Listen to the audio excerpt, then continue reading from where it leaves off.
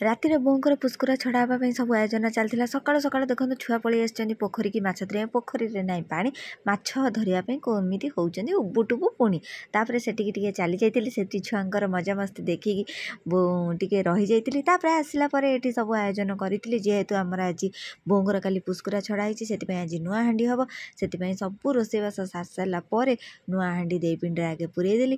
ତାପରେ ହେଉଛି ଦେଇ ପିଣ୍ଡିରେ ଭୋଗ ଲଗେଇଦେଲି।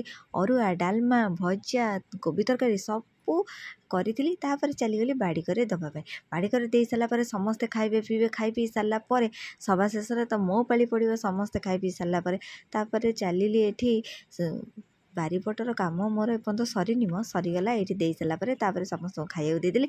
ତାପରେ ମୁଁ ଖାଇଲି। ଖାଇସାରିଲା ପରେ ଗଛର ଆମ୍ବ ଏବେ ଯାହା ଲାଗୁଛି ନା କୁହନ୍ତୁନି। ତାପରେ ବର୍ଷା ମେଘ କେଉଁଠି ଥିଲା, ଏଇଠି ପୁଅ ଗଲା ଆଣିବା ପାଇଁ, ମୋ ଝିଅ ଖସିକି ପଡ଼ିଗଲା।